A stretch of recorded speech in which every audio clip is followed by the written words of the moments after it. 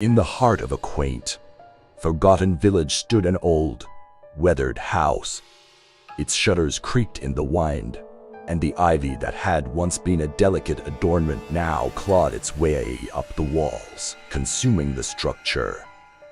The house had been vacant for as long as anyone in the village could remember, and the tale of the cursed doll was a story whispered by the locals in hushed tones. The tale began with the lonely artisan who had crafted the doll.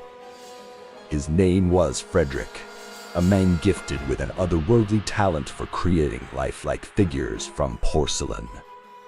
In the dimly lit attic of his workshop had sculpted the doll with painstaking detail. It had a delicate face with porcelain skin, glassy blue eyes, and a faint, enigmatic smile. Frederick was known for his eccentricity and reclusive ways, rarely venturing out of his workshop. He had earned a living creating dolls for the children of the village, each one more exquisite than the last. But this particular doll was different. It was special, or rather, cursed. The legend said that Frederick had imbued the doll with his own desires, his loneliness, and his longing for companionship. As the legend goes, the more he yearned for connection, the more malevolent the doll became. But he was blind to its dark transformation. One fateful night, as a storm raged outside, Frederick clutched the doll in his arms, whispering his loneliness into its ear. It was said that the doll came to life, its eyes gleaming with an eerie light, and in that instant, a curse was born. The next morning, the villagers discovered Frederick's lifeless body in his workshop, his face etched with a look of pure terror. His heart had simply given out, they said, as though the weight of his own desires had crushed him. The doll was found cradled in his arms, its glassy eyes gleaming with an unsettling malevolence. Terrified, the villagers buried the doll and locked the workshop, sealing it off from the world. But the curse of the doll was not so easily contained. Years passed, and the house became an abandoned relic, untouched by time. The tale of the doll was passed down through generations, and the villagers believed that it was a malevolent spirit that haunted the place. No one dared enter, for they feared that the doll's curse still clung to the house. But as the years went by, the village began to change. People moved away, and the village slowly faded into obscurity.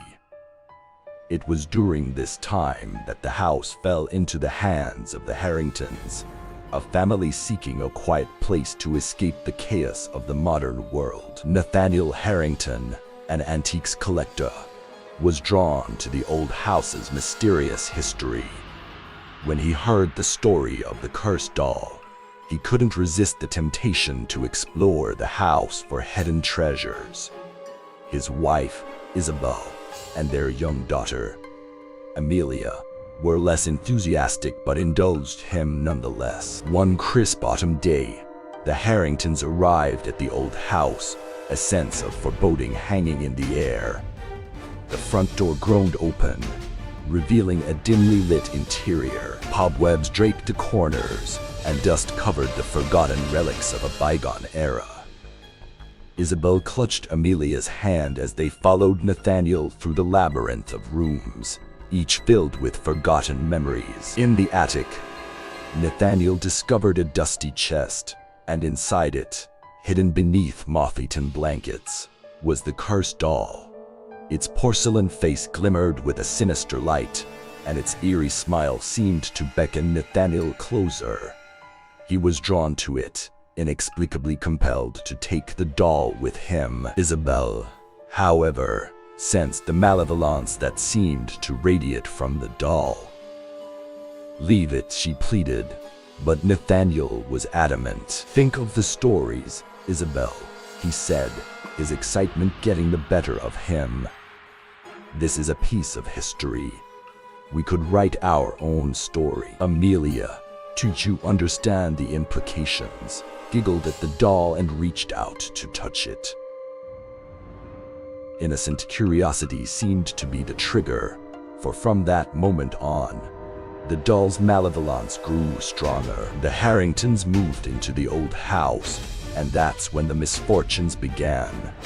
It started with small, inexplicable events, a vase shattering on its own, whispers in the night, and shadows that seemed to move with a will of their own. Nathaniel, once a cheerful man, grew distant and irritable, while Isabel was plagued by nightmares that left her trembling in the dark. Amelia, the innocent child who had been the first to touch the doll, began to change as well. Her once bright eyes grew clouded, and she began to speak in a voice that was not her own. The doll seemed to have taken hold of her, and its malevolence spread like a contagion through the house. As the months passed, the curse of the doll intensified. Nathaniel's health deteriorated rapidly, and Isabel's nightmares grew more vivid.